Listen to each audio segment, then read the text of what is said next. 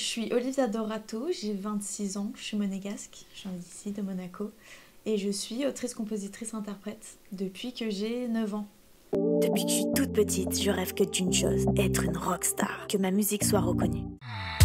Je te demande pas du temps, non, si tu m'aimes pas, fais-moi bobo. Je veux danser sur tes pas au rythme de ton cœur qui fait boum boum. Si c'est pas toi, je ne veux pas, non, et que pour toi que mon cœur fait des boum boum. Fais-moi danser sur tes pas. Alors c'est un peu cliché j'avoue, mais on dit que j'ai chanté avant même de parler, donc je pense que c'est vraiment en moi depuis toujours, c'est dans mon ADN. Et je pense pas qu'il y ait eu un événement particulier qui m'ait fait prendre conscience que j'étais... Enfin pour moi je suis faite pour ça, je le ressens, c'est en moi, il y a que quand je fais ça que je suis heureuse et que je me sens vivante. Ce qui est marrant c'est que j'ai jamais pris de cours de chant, mais par contre j'ai fait du tennis et j'ai fait du théâtre. À mon grand regret, je dis tout le temps qu'il faudrait que je le fasse, il y a plein de choses que je pourrais améliorer et que j'ai envie d'améliorer. Moi, mon but, c'est vraiment de perfectionner au maximum. Parce que là, je touche un peu à tout, donc c'est cool. Mais je fais rien bien à 100%, quoi.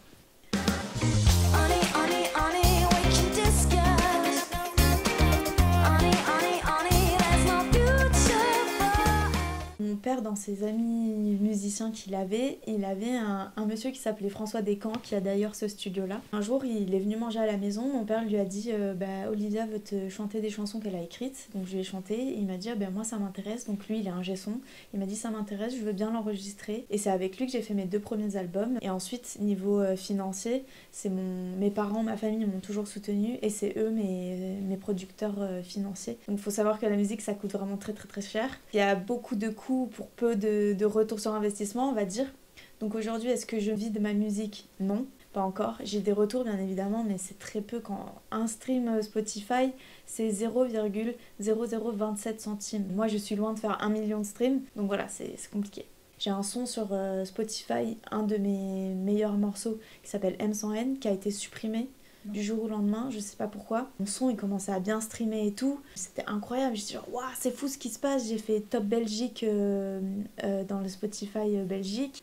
C'était comme ça montait, hop on me supprime mon son et on me dit vous avez plus le droit de le reposter ou alors vous aurez plus aucune donnée dessus, faut repartir à zéro quoi. Et là moi j'ai pleuré pendant une semaine, j'ai dit non mais c'est pas possible. Bon au final j'ai réussi à m'en sortir grâce à mon équipe Big House sur le Luxembourg justement. Je finis toujours par me relever, à me dire allez il faut continuer, mais c'est vrai que c'est pas facile quoi. On se rend pas compte en fait de tout ce que ça implique. Tu m'énerves, tu me tiens, me retiens, je m'y fais pas et j'y pense toujours plus encore.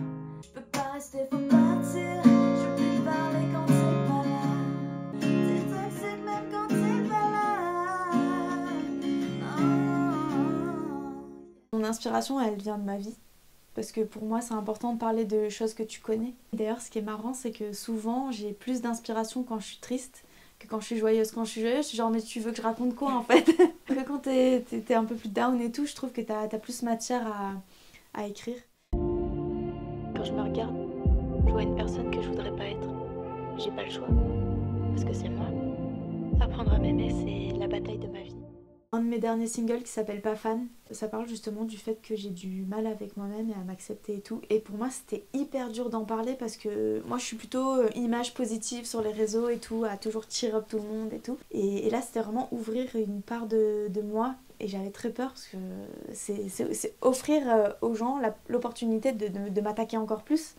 Donc j'avais peur mais en fait non, le retour il a été incroyable et limite il y a plein de gens qui m'ont dit oh, mais j'ai l'impression que tu parles de moi.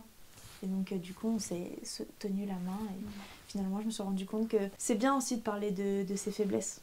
Parce que ça donne la force justement aux autres, ils se disent ah mais en fait elle aussi elle est comme ça. Elle est pas que forte ou que... Non, pas du tout. À ce jour, qu'est-ce qu'on peut te souhaiter pour la suite ? Que je trouve le succès que j'attends tant. Enfin c'est pas tant le succès être connu, célèbre et tout, plus que ma musique soit reconnue et que je puisse en vivre quoi. Et continuer à être heureuse parce que je galère un petit peu aujourd'hui mais c'est ce qui me rend le plus heureuse au monde donc je me verrai pas faire autre chose. J'ai qu'un plan A, j'ai qu'une vision et j'y suis bientôt parce que mon dernier clip a fait plus d'1 demi-million de vues sur YouTube, mes streams Spotify commencent à monter, les labels commencent à parler de moi. Maintenant c'est qu'une question de temps, de bonnes rencontres, de timing et de, voilà. Et de bonnes ondes. Come on, let's